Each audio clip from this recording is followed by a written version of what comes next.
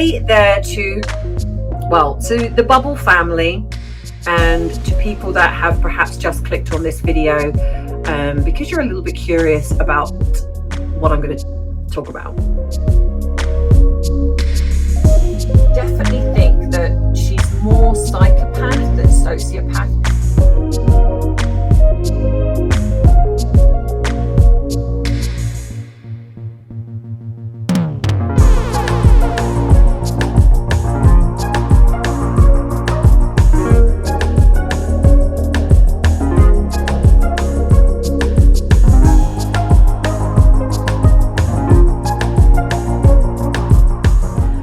I am a qualified therapist and a trained life coach. I have been asked by quite a few different sort of members on here or subscribers, how did I get into this? You know, we would like to hear a little bit more about you.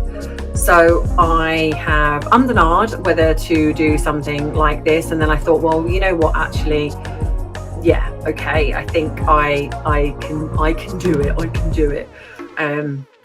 So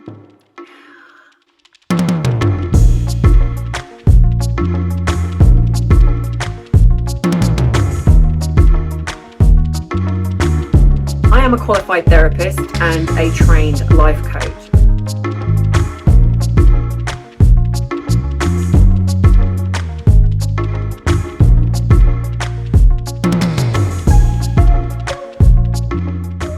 I make these videos as someone who has received therapy throughout most of my life. Having worked in the education sector for several years, I am well aware of the expectations and policies made by British establishments, especially those working in the public sector. At the beginning of any employment, social media is addressed and rules set specifically in contracts of employment that all professionals are expected to abide by. With that in mind, we must ask ourselves whether this therapist can be seen as a suitable advocate for the mental health communities. What concerns me the most about her channel is that vulnerable and sensitive people will have clicked on her channel believing it to be a place where people can become part of a kind, caring and empathetic community.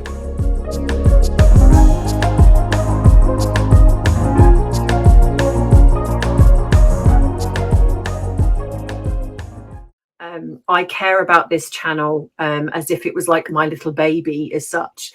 I know it's hard for people to say, how can you love and respect and appreciate people that you don't really know? But I can, because I respect the fact that you take the time to watch these videos. I respect the fact that you support what I do here. I respect the fact that you buy my merchandise or send me something at the PO box. I love the fact that you send me letters and emails and you support me, or you debate with me on in the comments, or you support another person when you see that they're down. It's all of those things, which is why I call us the Bubble family, because cultivating a negative online community is not conducive to building a caring, therapeutic online environment.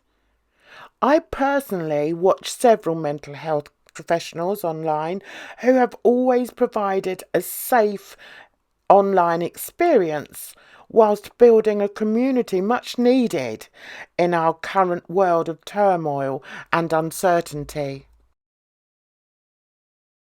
Is she even aware of the toxicity her new content has encouraged and she has co-signed in the comment section of her videos? Where is the advice? Where is the warmth?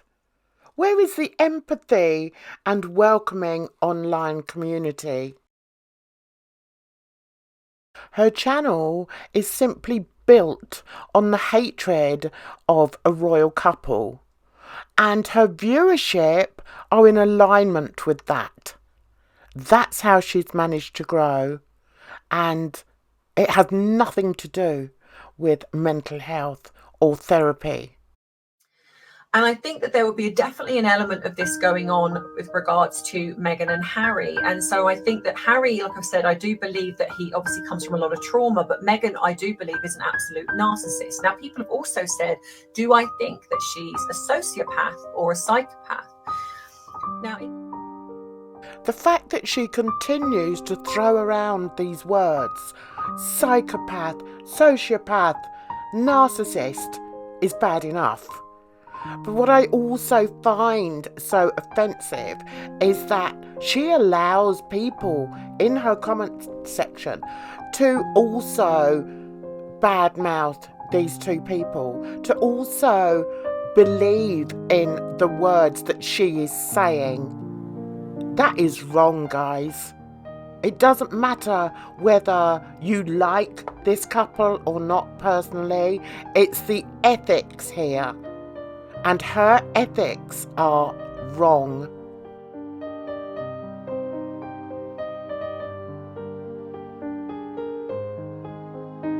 In her latest video, she was responding to an article that was supposedly meant to be a diary from Meghan. Everybody knew it was a parody, but she spoke on it as if it was fact. So here I've put messages that were underneath, or comments underneath her video, telling her it was a comedy, it was a parody. All about me. It's all about me. My image, my everything. You don't matter. And they will do whatever it takes to get to their end goal. Whereas sociopaths are about, if you've wronged them, I think, if there's something, instinctive in that moment, like you've done something to annoy me, and I call that like narc revenge, but it's a similar thing. Whereas psychopaths are methodical, in my opinion. Psychopaths are very, and I'm sure there might be the odd few that are not, but they plan, they have, they bide their time. They're they're a lot calmer, which is why in most cases, psychopaths can actually hold down a job, they can hold down a relationship, they can do those things, and you never know. If you look at some of the more extreme cases of when you've got the Chris Watts case and things like that, people that, I feel that he was possibly a covert narcissist, and then he developed into obviously a family annihilator. And I think that Meghan has, in a way, she's got traits of all of them, but I definitely think that she's more psychopath than sociopath, because I think that she bides her time. It's like she decides if you've wronged her, and probably the time when she'll probably lose her temper when she gets angry about something, and that's when she'll be spiteful and she'll say things and do things, and she won't care. But for the most part, I think she bides her time. And so for example, Hollywood has rejected her. So Hollywood. We all know that the internet is a huge pool of information that we can all get. We can learn so much from. The issue with this therapist is that she goes to the normal sources, Google or wherever, to get this information, but then she does it under the guise of being a therapist. Here she is playing on the feelings, the emotions of her viewership, explaining just how evil this couple were in the pandemic. People were struggling and suffering, and people were losing their jobs, and there was all these things. They couldn't see family members were passing away and they couldn't go and visit them. And these two were just kind of like, yeah, but we'll just pop in and visit a school, we'll just do this and do that. And people were kind of like, how tone deaf are you? And so people started to see that this was not about, oh, we're so fed up with the way the press are, and we just want our privacy, and we want to raise our alleged child in privacy and give them a normal life, etc. They started to realize that actually it was never about that. And so the hypocrisy that the UK has started to see was starting to filter into the United States.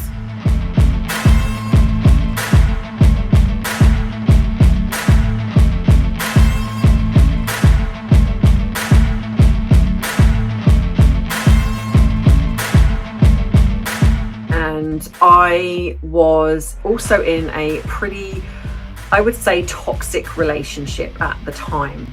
And the funny thing was, I didn't see it. I didn't see, it's like I knew I was unhappy, but then there were also moments when I was very happy. And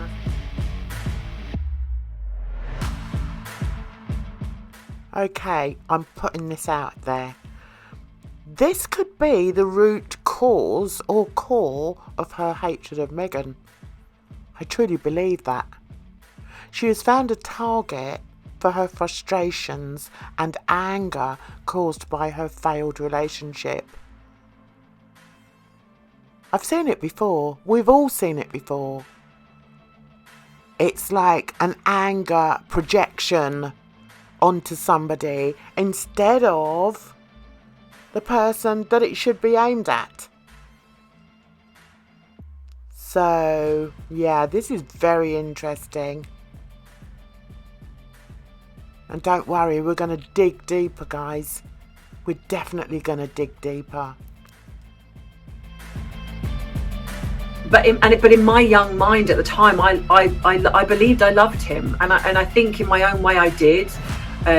I guess I didn't understand really what healthy love was.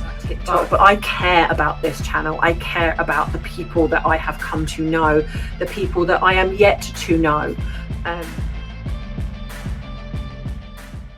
If this is true, then why are you just focusing on the same people on your channel? If you care so deeply for your community and for the people that come to your channel for some psychological information, then is this really the content that they deserve?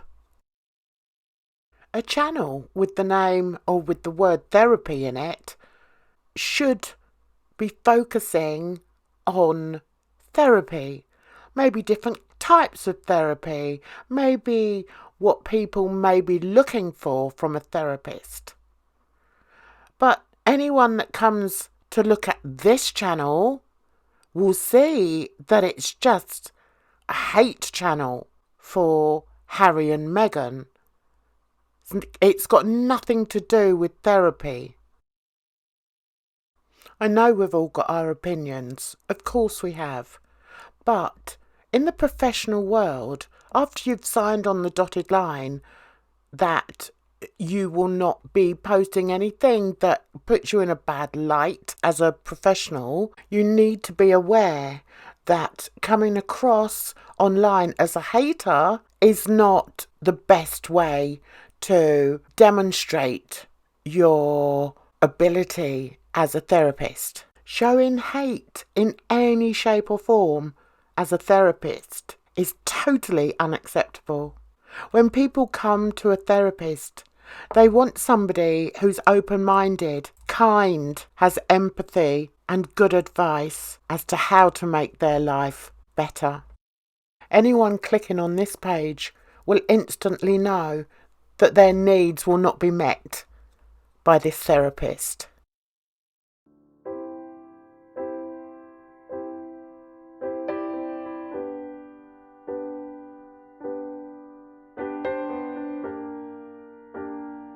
Disgusting, in my opinion, that there's another person just so desperate for fame and money that is willing to just say and do whatever it takes to get there. No wonder he's Meghan's fan, no wonder. And if you look at the way the fan base behave, they're all the same type of person, just vile, nasty people. And that, if that's your fan base, that really does show more about who you are. Here she is talking about the final season of Netflix's The Crown. And like I say, and where is the outrage for the Crown? I mean, I've watched the first 4 episodes because I wanted to talk about it, and I'm going to talk about it more in length when it's finished. But honestly, it made me sick. It made me feel sick. I can't believe that they thought that this was a good idea. To me, they should have just stopped. They should have just stopped.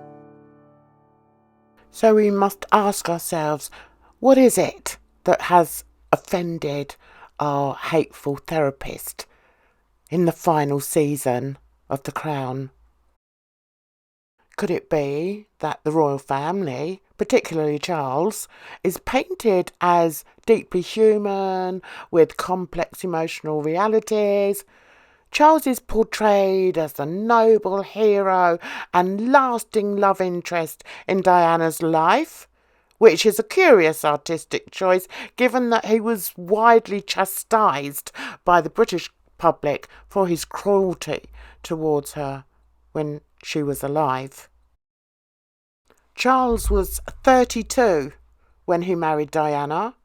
Diana was 20, barely an adult. She was 21 when she had William and 23 when she had Harry. She died when she was 36. Charles and Diana had had no more than 13 meetings before their marriage. And it's said that Charles only agreed to marry her because he assumed she was a virgin. King Charles and Camilla received after the last season. So they clearly tried to show that Charles had a relationship with Diana, as in like they were friends, and they were friends. And this is the crazy thing, they were actually getting on really well. They were really trying to co-parent with William and Harry, because they absolutely, between the two of them, they did have a love for each other. They just weren't in love, and I think they were just very, very different people. Here she is trying to rewrite history. We all know how unhappy Diana was in that marriage. She never had her husband, Charles, as a friend, ever, when they were married or when they were divorced. So to paint that narrative is ridiculous.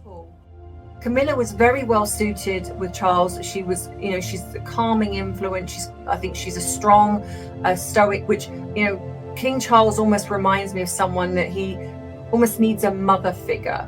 I think he's a very passionate man, but I think he probably tends to fly off the handle a little bit at times. He lets his emotions get away with him, and he needs a calming influence, someone that's going to go, oh my goodness, I need a calming influence after putting this video together. But I will be back, guys. There's so much to be said about this therapist, her morals, her ethics, her hatred. So I will be back very soon. In the meantime, if you wouldn't mind giving me a like, a share and subscribing to my channel, that'd be wonderful. Take care of yourselves out there. It's a rotten old world. Bye bye for now.